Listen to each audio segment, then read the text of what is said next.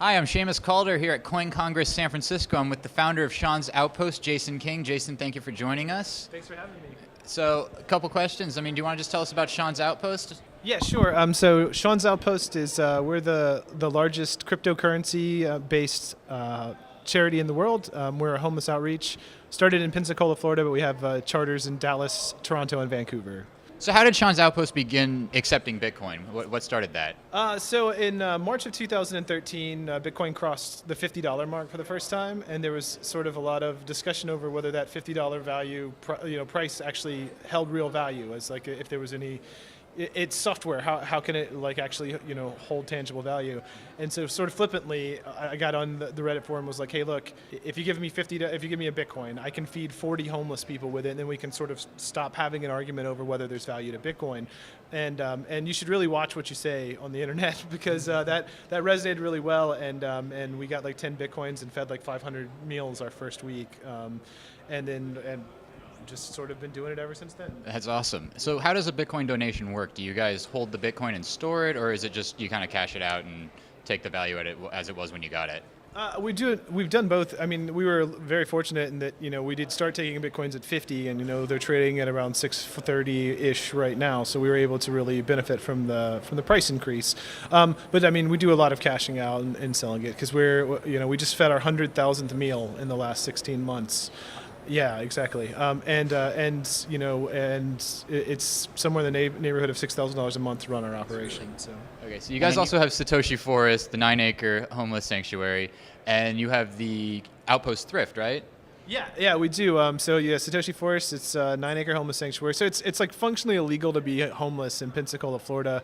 So sort of as a workaround to that, we purchased 9 acres of private property, all with Bitcoin. We have a Bitcoin-based mortgage on it, and so it's just a safe place to be homeless without anybody harassing you, without fear of persecution for being poor.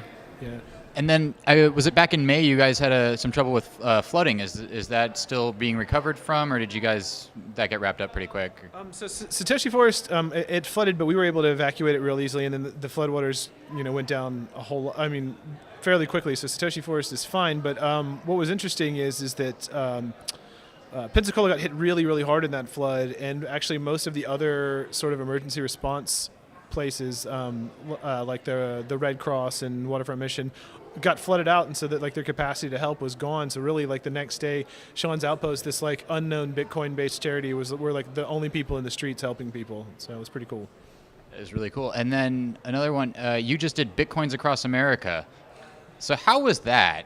On January 26th, I started in Miami Beach, Florida, and for 4.5 months, I physically ran like Forrest Gump across the country to here to San Francisco. And I got here on June 7th, finished at AT&T Field for a total of 3,237 miles. So you going to be doing any running anytime soon? I think my wife would probably kill me if I did that again. But it was good. We raised a lot of awareness for the homeless epidemic in America, and got to talk to a lot of people about Bitcoin and why we were passionate about Bitcoin. So. I read a little while ago that you guys were.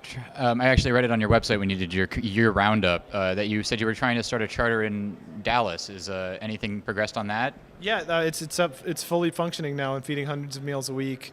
So Sean's Outpost Dallas is a reality. Like every week, it's hundreds of meals are getting fed to the homeless on the streets in Dallas. Are you guys planning anywhere else or? Yeah, Toronto and Vancouver are coming online right now, but we have interest in San Francisco and Los Angeles and Stockholm, Portland, London. So yeah, I think that sort of the model is great. It's kind of like we've written a white paper on things that we're finding that it's efficient ways of dealing with the homeless, and we're able to sort of push that out to other areas for them to help with their homeless issues as well. I could definitely say from a San Francisco perspective, we would, love to have a Bitcoin charity for the homeless out here. Yeah, I think it would be really well received out here. And so there's actually a lot of interest in that. So it's cool. We could do some really innovative things here because there's a heavy Bitcoin saturation point here. So it's like, we could do Bitcoin wallets for the homeless out here, whereas in some place like Pensacola, that wouldn't be of much use. Like, it'd be very easy to spend your Bitcoins here in San Francisco. So. Another thing that I found out was that you guys apparently had the first Bitcoin donation from North Korea. But then I also heard that apparently it was just some guy passing through. Don't disappoint me. Was it really North Korea? Yeah. No, it was actually. I mean, the guy that sent it was from North Korea. I mean, he was in North Korea when he sent it. Yeah, so it's pictures of him and in front of fearless leader, whatever's super temple of the children or whatever the hell I call it, sending Sean's Outpost a donation. So it was pretty cool. That is the most random Bitcoin story I've heard in a while. Do you have any advice for anyone who would be looking to start their own kind of Bitcoin charity? Yeah, so just get involved. Companies like Coinbase and BitPay make it super easy to accept, even if you're not technical. And Bitcoin's great because you can accept it instantly. Like from Sean's Outpost deciding to accept Bitcoin until like the time we were actually out in the street feeding people with the money that we received was less than 12 hours. And if you were to think about like a credit card processor or PayPal, like you would probably still be in the sign up process 12 hours later. So Bitcoin makes streamlines a lot of the problems with accepting money that conventional finance has. Thank you, Jason. This was Jason King with Sean's Outpost, and I'm Seamus Calder with Money in Tech. Thank you for watching.